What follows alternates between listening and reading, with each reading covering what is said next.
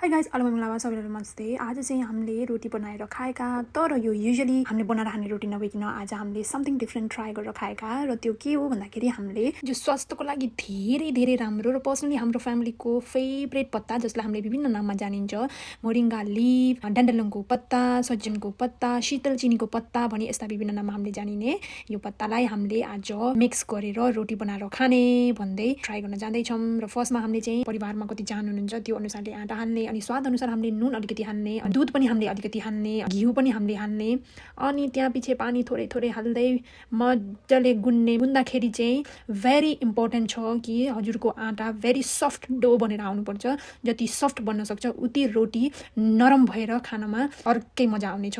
र मजाले थोरै थोरै पानी हाल्दै मजाले गुन्नुहोस् होला। र यसरी सफ्ट भयो भनेपछि एउटा भाँडामा हालेर ढाकेर हामीले राखिदिने आधा घन्टा बढी 40-5 मिनट। पत्ताहरूको बारेमा त हजुरलाई थाहै छ होला, यो पत्ता धेरै हेल्दी छ, खुन चढ्ने बिमारहरू भएकाको लागि पनि बहुत राम्रो छ यो पत्ता। हाम्रो त घर परिवारको फेभरेट पत्ता, हामीले सुप बनाएर पनि खाइराख्छौँ। र आज चाहिँ फर्स्ट टाइम यसरी रोटीमा हामीले मिक्स गरेर ट्राई गरिहेरेका। हामी त लुमा फ्यान भयौँ। म चाहिँ त्यस्तै हो, छेउबडी खिच्दै बोल्दै यताउता अलिअलि सघाउँदै।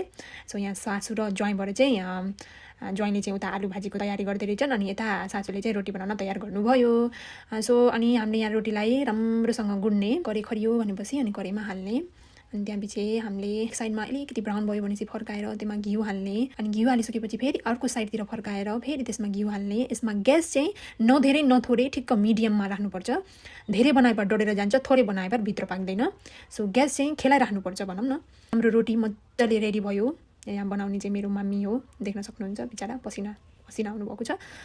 र गाइज फाइनली यसको हामीले टेस्ट भनी बताउँ भन्दाखेरि चाहिँ मैले पनि फर्स्ट टाइम खाएको, कहिले खाएको थिइनँ। र it is just so delicious. मैले तपाईँहरूलाई कसरी एक्सप्लेन गर्ने, सुपर डुपर सफ्ट, अनि त्यसमा यो पत्ताको टेस्ट सक्कत दामी। हाम्रो घर परिवारमा त यो अहिले हामीले जति बनाएछौँ नि एउटो पनि रहेन, पुग्दा पनि पुगेन। आलुको भाजीसँग त झन् कसरी सुहाएको भन्नु न। सुपर डिलिसियस गाइज, धेरै डिफिकल्ट पनि छैन, इजी छ। त्यहाँदेखि गुन्दाखेरि अलिकति तपाईँहरूले मजाले वक्त दिएर टाइम दिएर सफ्ट बनाएर गुन्नुपर्छ। Super duper good guys, try गरी हेर्नुहोस्। केटीले पनि मन पराउने छन्, ठुला मान्छेले मन पराउने छन्। It's super delicious and at the same time super healthy. So guys please try गर्नुहोस् होला। Bye, thank you, enjoy.